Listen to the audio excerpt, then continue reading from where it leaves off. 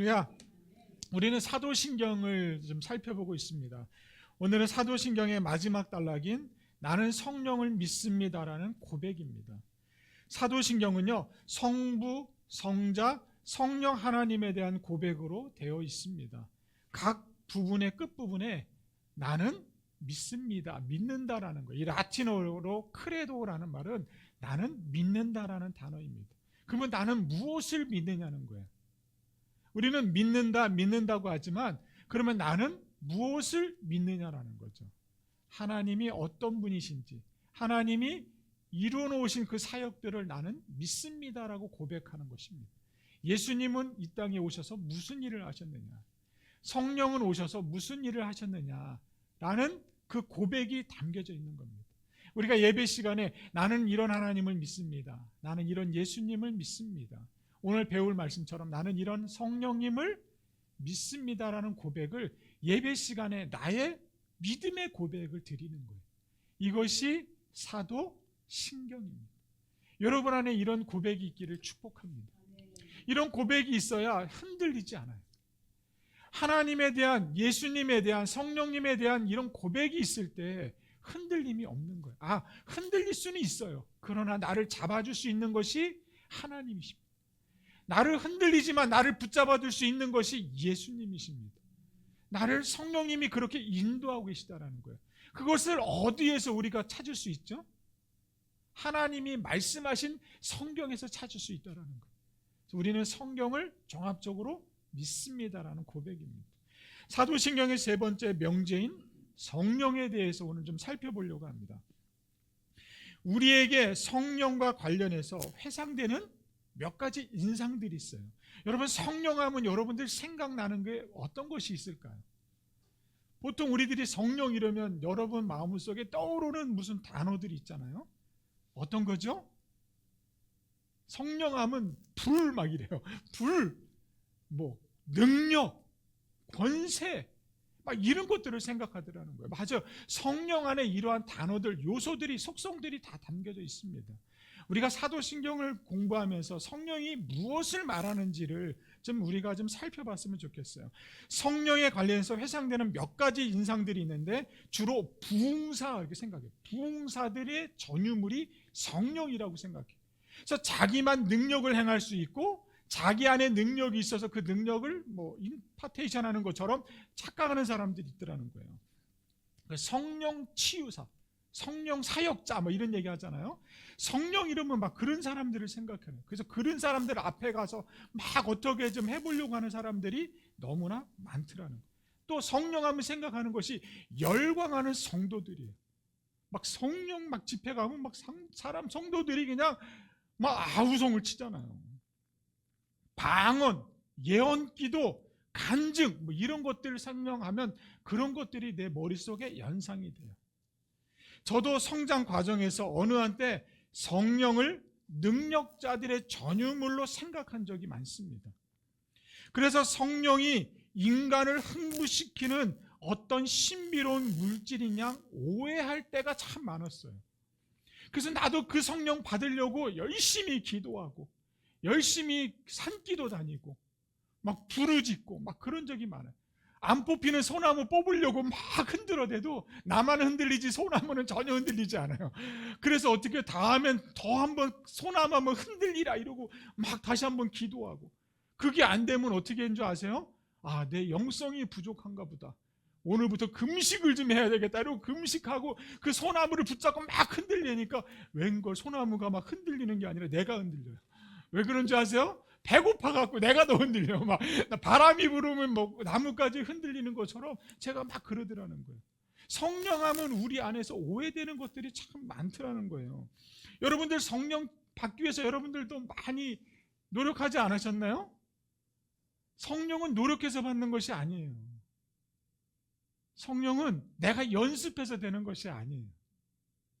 내가 예수를 구주로 고백할 때 그분이 내 속에 오시는 거예요. 내가 마음의 문을 열면 그 성령님은 언제나 나를 터치하고 계세요.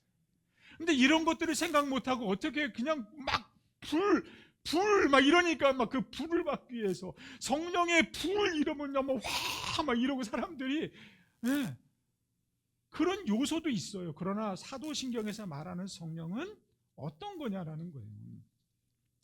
사람을 흥분시키는 어떤 신비스러운 물질인 양 오해할 때가 참 많습니다. 그래서 성령 체험을 몹시 갈망했던 적이 있었습니다. 저에게도요. 제가 성령 체험을 갈망하는 것은 성령을 받았다고 하는 사람들이 교회 내에서 특별한 것처럼, 즉 성령 받았다는 사람들이 교회 안에서 특별한 대우를 좀 받더라는 거예요. 특별한 대우를 받고 성망의 대상이 되었기 때문에 나도 성령을 사모하지 않았나 싶어요. 왜 내 속에는 성령의 역사가 일어나지 않나? 저 사람에게는 나타나는데. 이래서 내 안에 있는 성령은 생각하지 못하고 다른 사람의 성령을 받으려고 노력할 때가 참 많았던 것 같아요.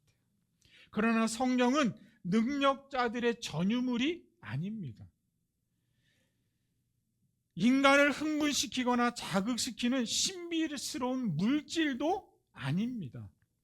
성령에 대한 우리의 잘못된 이해는 자칫 우리의 삶을 병들게 할 수도 있더라라는 거예요. 이 시간을 통해서 성령에 대해서 다 설명할 수는 없지만 일부분이나마 알아갈 수 있는 시간이 됐으면 좋겠습니다. 하나님은 어떤 분이신지 우리가 지난주 배웠고요. 예수님은 어떤 분이신지 배웠어요. 오늘은 성령에 대해서 한번 배우려고요. 성령 하나님은 누구시냐라는 거예요. 성령 하나님의 다양한 호칭들이 있습니다. 혹시 여러분 이런 동요 들어보셨나요?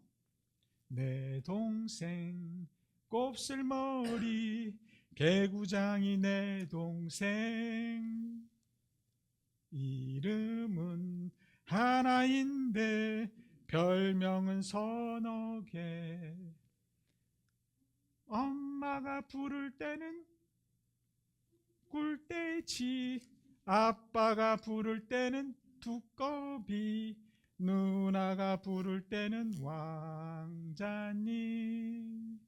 한 번 쉬고 랄랄랄랄라 어떤 게 진짜인지 몰라 이런 노래 동요 아세요?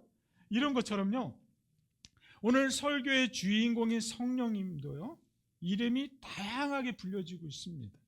사도신경에서 말하는 성령은 창조의 영, 생명의 영, 하나님의 영인 동시에 그리스도의 영이기도 합니다. 이 성령은 인간의 종교적 체험의 대상이 아니에요. 성령은 하나님이 그리스도의 삶 가운데서 임마누엘 하시는 힘인 줄로 믿습니다. 그래서 우리 성령이 우리 안에 오실 때 임마누엘 이렇게 하시는 거예요. 그 하나님은 우리의 아버지로 고백하고 받아들이게 하는 능력이 그 속에 있습니다.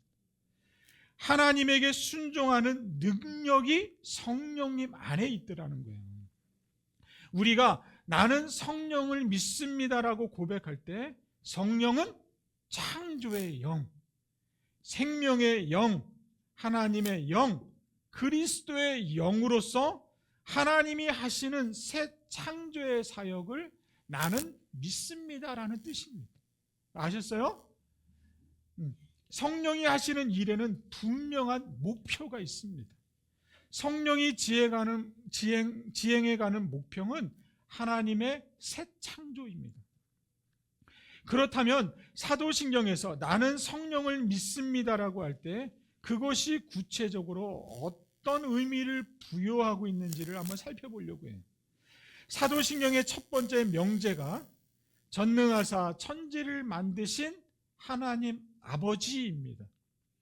천지를 만드신 하나님이 인간에게서 멀리 떨어져 있지 않고 인간 세계로 들어오셔서 임마누엘 하셨습니다.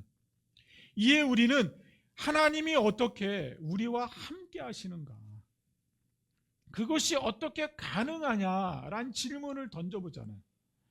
거기에 대해서 일찍이 이사야는 이렇게 설명하고 있습니다.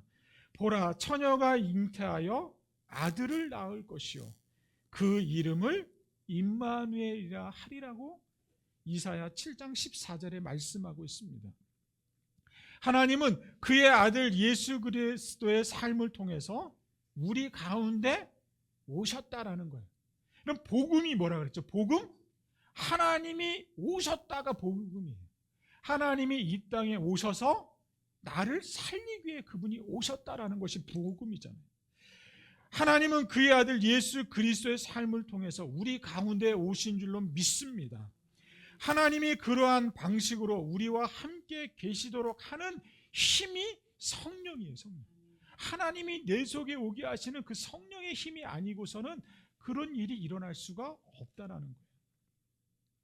그 다음으로요, 성령은 예수 그리스도의 사건이 현재적 사건이 되게 하셨습니다. 예수 그리스도의 사건이 분명히 과거의 역사적인 사건이잖아요. 2000년 전에 일어났던 역사적인 사건이에요. 그러나 성령이 오심으로 해서 그 사건이 지금 우리의 사건인 줄로 믿습니다. 받아들이게 되는 거예요.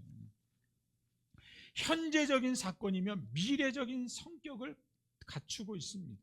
예수 그리스도의 십자가의 죽으심이, 예수 그리스도는 십자가에서 죽으시고 부활하셔서 하나님 우편에 앉아 계시다고 설명했습니다. 예수 그리스도께서 십자가에서 죽으시고 부활하신 이후 그리스도는요, 이 세상에서 영원히 사라진 것이 아니라 하나님 우편에 앉아 계시면서 하나님의 새 창조의 사역을 계속 관여하고 계시더라는 거죠. 성령이 이 일을 감당하게 하시는 줄로 믿습니다. 그래서 하나님의 말씀은 살았고 능력이 있다고 하잖아요. 오늘 권사님이 기도하셨던 것처럼 우리의 삶에 힘듦이 있을 때, 그 하나님을 바라보실 때 하나님의 말씀이 내 속에서 생각이 나는 거예요. 그래서 다 같이 합시다. 그래서 함께 해보자. 하나님이 나와 함께 하신다. 그런 마음이 내 속에 일어나기 때문에 우리가 일어서는 거 아니에요. 그래서 그 하나님을 바라보면서 내 약해졌던 신앙이, 연약했던 믿음이 다시 일어나게 되기 시작하는 거예요. 우리 그러한 성령의 역사가 일어나기를 축복합니다. 성령 하나님은 누구신가? 첫 번째는 다양한 이름이 있다라는 거예요. 두 번째는 성령 하나님은 인격체이시다라는 거예요. 다양한 이름으로 표현되는 성령 하나님의 호칭 때문에 성령의 정체가 모호하다고 생각할 수는 있지만, 그러나 분명하게 성령 하나님은 인격체로서요 지정의를 갖고 계시는 분이십니다. 전지전능하신 성령이시라는 거예요. 결코 인간이 마음대로 조종할 수 있는 어떤 힘이나 능력이 아닙니다. 우리는 성령 이름은 어떤 능력을 자꾸 연상하니까 내 마음대로 그 능력을 활용하려고 하고, 내 마음대로 그 성령을 다스리려고 하고, 그 성령을 내가 뭐라 그래요? 그 도깨비 방망이처럼 내 마음대로 부리려고 하는 마음이 내 속에 있더라는 거예요. 그러나 성령은 그런 것이 아닙니다. 성령은 전 인격체를 갖고 있는 분이세요. 여러분들이 성령님을 어떻게 대하시느냐에 따라서 성령이 여러분들을 터치하시는 겁니다. 결코 내 마음대로 조종할 수 있는 어떤 힘이나 능력이 아닙니다. 성령은 정처 없이 허공에 떠다니는 영도 아니에요. 완전한 인격을 가지신 분이 성령 하나님이신 줄로 믿습니다. 오늘 그 성령이 저와 여러분과 함께 하십니다. 그 성령이 찬양할 때 나를 감화감동시키셔서 나를 하나님을 바라보게 하는 그 에너지가 생겨지게 하는 거예요. 그 성령이 오늘 저와 여러분의 아버지이심을 믿습니다. 성령의 사역은 그럼 어떠냐는 거예요. 그렇다면 하나님과 동등한 인격체인 성령 하나님은 어떤 사역을 하고 계시느냐. 첫 번째는요, 성령께서는 우리와 함께 계십니다. 인간에게 성령의 새 창조가 이루어지는 과정에서 제일 먼저 나타나는 현상은 예수 그리스도의 사건이 나의 사건이라는 것을 고백하게 돼요. 예수 그리스도를 통해서 하나님을 나의 아버지로, 나의 하나님으로 고백하는 그 시간이 있었던 거죠. 고백하게 된다는 거예요. 우리는 예수 그리스도의 사건을 통해서 하나님이 우리와 가장 가까이 계시는 분이심을 고백하게 됩니다. 우리를 찾고 기다리시는 분이 성령님이시라는 거예요. 우리를 용서하시는 분이 성령님이심을 알게 되고 깨닫게 됩니다. 그래서 그 성령님이 자꾸 내게 마음에 이야기하잖아요. 저분 전도해야 된다. 저분 힘이 필요해야 된다. 그런 마음이 올 때 우리가 그 음성을 듣고 그를 위해서 기도해 줄 수 있는 게 되는 거예요. 그 성령의 귀를 기울일 줄 아는 저와 여러분이 되시기를 축복합니다. 제가 주일학교 시절에 들었던 감동적인 실화가 하나 있습니다. 어떤 곳에 남편을 일찍 여의고 유복자로 키운 아들과 함께 살아가는 어머니가 있었습니다. 그 어머니는 다른 어머니와 달리 얼굴의 형체가 많이 이그러져 있었습니다. 아들이 아주 어릴 때는 어머님의 얼굴이 그렇게 크게 문제가 되지 않았어요. 태어난 아이가 엄마 얼굴을 볼 때 우리 엄마 얼굴이 그런 얼굴인 줄 알잖아요. 그래서 아무 문제가 없이 그 엄마랑 행복하게 같이 살았습니다. 그러나 그 아이가 초등학교 다니면서 그러한 얼굴을 가진 어머니를 부끄러워하게 되는 거예요. 학교에 가면 친구들이 일그러진 얼굴을 가진 어머니의 아들이라고 놀려대기를 시작합니다. 하루는 울면서 집으로 돌아온 아이가 가방을 내동댕이 치면서 내일부터 나 학교 안 갈래? 나 학교 안 가. 그러면서 엉엉 우는 거예요. 어머니가 아들에게 그 이유를 묻자 아들은 어머니의 얼굴 때문에 친구들이 자꾸 놀린다는 거예요. 그래서 나는 내일부터 학교에 가지 않겠다라는 거예요. 엄마는 다른 친구의 어머니들처럼 왜 얼굴이 예쁘지 않냐고, 왜 얼굴이 그렇게 생겼냐고 하고 아들은 더욱 슬프게 엄마를 원망하면서 울기 시작합니다. 어머니는 아들의 말을 듣고 아무 말도 하지 않고 가만히 아들을 지켜봅니다.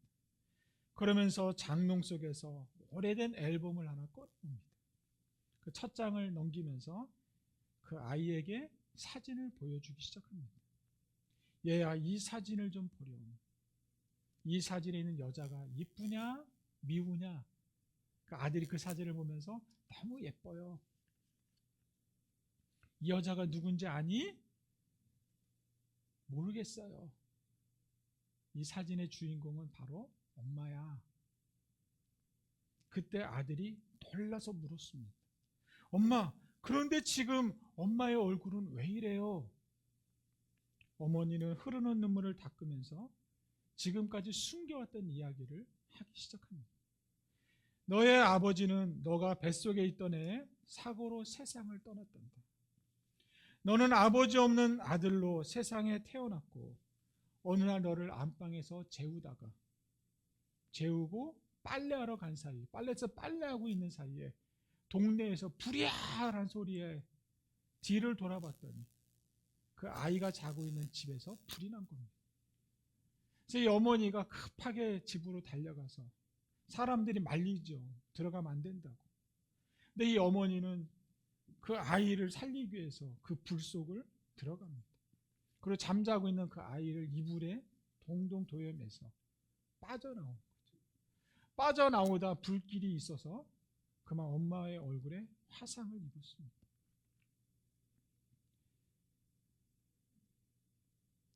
어머니의 말을 들은 아들은 그 이후로부터 어머니의 얼굴을 부끄럽게 생각하지 않았습니다. 오히려 용감하게 자신을 구해주신 훌륭한 어머니라고 친구들에게 엄마를 자랑하기 시작했습니다. 아들은 일그러진 어머니의 얼굴에서 자기를 극진히 사랑하는 어머니를 보게 된 거죠. 우리는 예수 그리스도의 사건을 통해서 하나님이 우리와 가장 가까이 계신 분이라는 것을 깨닫습니다. 사순절은 십자가에서 나를 위해서 피 흘려 돌아가신 그 예수님을 생각하는 거예요. 나를 사랑하지 않으셨다면 그분이 왜 십자가에서 못을 박으셨겠어요? 하나님은 나를 지극히 사랑하시는 분이심을 믿습니다. 그 사랑을 고백할 수 있게 만드는 것이 성령님이세요. 하나님이 나의 아버지심을 고백하게 하는 것이 성령님이세요. 여러분, 여러분을 위해서 우리 예수님이 십자가에 돌아가신 것을 믿으십니까? 믿으신다면 여러분 안에는 성령님이 계신 줄로 믿습니다. 성령은 예수 그리스도를 우리의 구주로 고백하게 할 뿐만 아니라 예수 그리스도를 보내주신 아버지를, 하나님을 나의 아버지로 고백하게 하십니다. 이것이 바로 성령의 능력이신 줄로 믿습니다. 자, 오늘 본문을 좀 한번 살펴볼까요? 요한복음 14장 16절부터 18절까지 같이 한 목소리로 말씀을 한번 읽겠습니다. 내가 아버지께 구하겠으니 그가 또 다른 보혜사를 너희에게 주사 영원토록 너희와 함께 있게 하리니 그는 진리의 영이라 세상은 능히 그를 받지 못하나니 이는 그를 보지도 못하고 알지도 못함이라. 그러나 너희는 그를 아나니 그는 너희와 함께 거하시며 또 너희 속에 계심이니라. 내가 너희를 고아와 같이 버려두지 아니하고 너희에게로 오리라. 아멘. 16절부터 18절까지 매 절마다 함께라는 단어가 있습니다. 너희와 함께 버려두지 아니하기를 반복하시면서 제자들을 안심시키고 계십니다. 너희는 혼자가 아니다.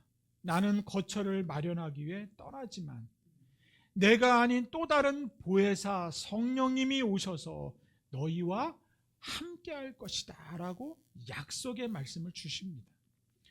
예수님이 불안해하는 제자들을 안심시키셨던 이유는요, 성령님이 계시기 때문입니다.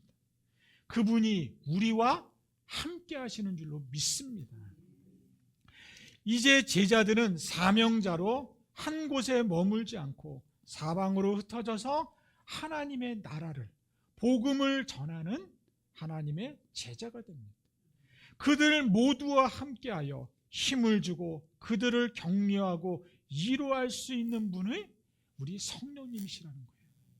그러니까 여러분, 사람들에게 전도하려고 할 때 두려워하지 마세요. 성령이 여러분과 함께 하십니다. 성령이 여러분의 입술을 열어서 말하게 하십니다. 저와 여러분을 도구 삼아서 성령이 하실 일들을 행하게 하신다는 거예요. 아멘이십니까? 모든 제자와 함께 할 수 있는 그분이 바로 성령 하나님이신 줄로 믿습니다. 저도 아이를 키우지만요, 사람만큼 손이 많이 가는 존재가 없는 것 같아요. 사람은요, 계속 돌봐줘야 돼요. 끊임없이 돌봐줘야 돼요. 돌봐주기만 해요? 돈도 많이 들어가요, 사람은. 돈도 참 많이 들어가요. 저도 아이를 키우지만 사람만큼 손이 많이 가는 존재가 없어요. 동물은요, 태어나면 얼마 후에 걸어 다녀요. 뛰어다니기도 하고요. 돈도 별로 들지도 않는 것 같아요. 그러나 사람은 걷기 위해 1년이라는 시간이 걸립니다. 많이 걸려요. 그뿐인가요? 스스로의 일을 결정하고 책임지고 사회의 인으로 살아가려면 좋게 20년 걸려요. 20년. 그때까지 부모가 옆에서 돌봐주고 격려해주고 잘 자라도록 함께 하시는 거예요. 인간의 부모님은 존재만으로도 자녀들에게 힘이 되잖아요. 그 어머니가, 아빠가, 부모님이 있다라는 것이 자녀들에게 힘이 되잖아요. 그러나 전지전능하신 성령님께서 우리와 함께 하신다고 하니까 얼마나 우리가 힘이 나겠어요. 요한복음 14장에서 말하잖아요. 너희와 함께 하겠다. 내가 너희와 함께 하겠다. 내가 너희를 고아처럼 버려두지 아니하겠다라고 하잖아요. 그 성령님이 여러분과 함께 하십니다. 힘내십시다. 그 성령님이 저와 여러분을 이끌고 계세요. 우리 사도신경을 통해서 여러분의 신앙이 성숙되어지기를 주님의 이름으로 축복합니다. 힘들어하고 외로워하지 않도록 우리를 버려두지 않게 하신다 말씀하셨습니다. 그분이 지금 예배 중에 여러분 마음에 함께 하십니다. 그리고 우리를 응원하세요. 그분은 중보자니까 우리를 위해서 응원해 주세요. 올 한 해 성령님을 통해서 죽어가는 가정을 살릴 수 있는 그런 축복이 있기를 바랍니다. 따라합시다. 성령님, 우리 가정을 살려주시옵소서. 성령님, 내 자신을 살려주시옵소서. 그렇게 성령님을 붙잡기를 축복합니다. 성령님은 우리를 고아처럼 내버려 두지 않았어요. 나를 키워주신 부모님처럼 나를 계속적으로 응원해 주시고 나를 돌봐주시고 함께 해주시는 분이 우리 성령님이십니다. 올 한 해 말씀과 기도로 그 성령님과 함께 걷는 승리자가 되시기를 축복합니다.